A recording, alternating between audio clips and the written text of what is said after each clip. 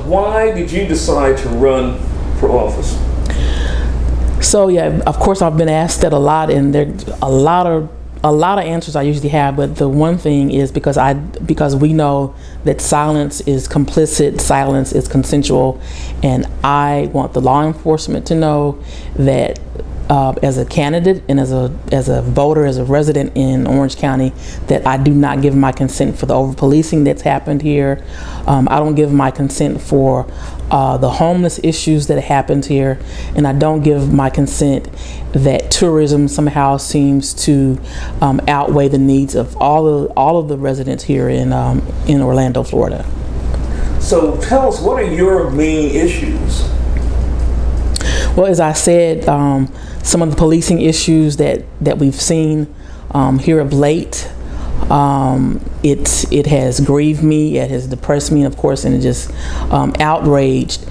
We've watched, as we know, a few months ago, James Bowdy was murdered by the sheriff's department, and the long time it takes for the families to hear anything. And we understand policy, but to add that human touch wouldn't hurt.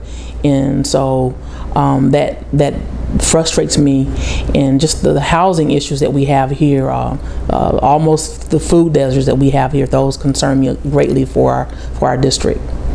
So yeah, you're going against an incumbent who has name recognition and probably some money. I mean, a lot of people say, "Well, that's impossible. That's an uphill battle. You don't stand any chance." Right. Why do you persist?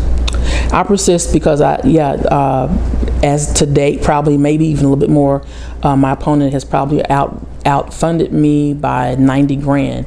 But what I have held on to is that I will not, and it separates me from most candidates, I will not take money from corporations, i.e. Disney or any of those, because I want to be able to freely step up, step out, and speak back to any type of corporation, any type of entity that oppresses our communities. And you can't do that if big money's in your pocket. So what are some of the deficiencies? What are people telling you that they're unhappy about with the incumbent? Well, sometimes it's just in general, but something just as small as the neighborhoods aren't well lit, potholes. They like to see more speed bumps and more signage, like in Conway Gardens. There was a sign there that says, "Please respect, this is a residential neighborhood. Please drive safer." And so just something like that over here would increase momentum over here. And of course, the silence. I think the number one thing that I've heard out while door knocking is just the silence about the things that do occur. Again, it goes back to the issues of over policing and residents being shot in their neighborhoods, our neighborhoods being terrorized. The silence that's going on is what I hear most voters say. They're really, really tired of that. No one's speaking up on their behalf. So I guess you kind of fashion yourself as being like a real, you're a very approachable person. You're like a people person. How do you tell your story to voters and why they should vote for you? Well, it's like you said, it's relatable. I ride the bus when I have to, underwork sometimes, or due to different situations. I'm an activist, so I'm out there. I've been out there in the streets on the front lines, so none of this is new. The only new thing for me is to be more localized, because I've been fighting anything from workers' rights all the way to healthcare at state level, on state level fronts. But that voice and the want to fight, it doesn't leave me. So I'm kind of able to talk about the different issues that people have, because I've experienced them, or I know someone who also is experiencing it. So you're a person who really does put herself on the line. And I remember the first time I met you was when they had the demonstration down at Rubio's office after the Post massacre.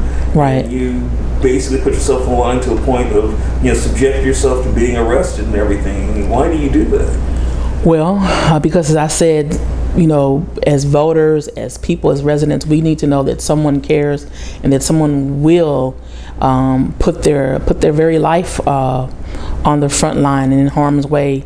And when I say that I will literally fight for you, I mean that. One of the reasons why I took a rest at Marco Rubio's office was because for many things. I'm somewhere in the middle with the whole gun control thing, but to know that there were 9, maybe 10 African American lives that were also slaughtered, and that narrative tried to be silenced, it's even kind of silenced now.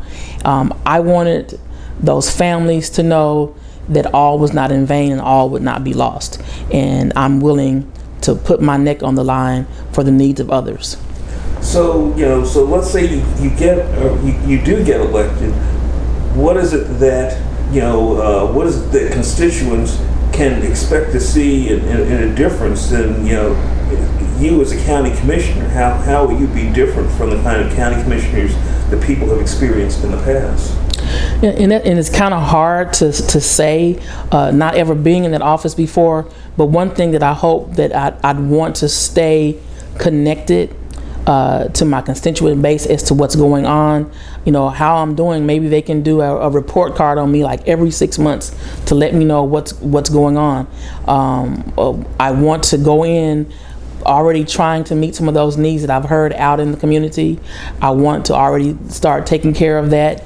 Even just, like I said, simple things as more lighting in some of our neighborhoods that would probably counter some of the criminal activity. But I want to always be centered amongst the people and amongst the voters and hearing what they need. Now, you recently got a pretty big endorsement. Tell us about that. Oh yeah, all of them are really big, but yeah, I guess the big one is SEIU. And I'm still kind of shocked and surprised, and I get more and more intense and nervous when people tell me like, "Wow, that was a big endorsement." I'm like, I just kind of like have this like a slight heart attack. I'm like, yeah, I did. So yeah, but like I said, I've been fighting with workers and unions since my day one to be familiar with them, and so I appreciate that they understood that and respected my giving in that area. Okay, so is there anything else that you'd want to share with voters to encourage them to vote for you? Sure. I need your vote on or by August 28th.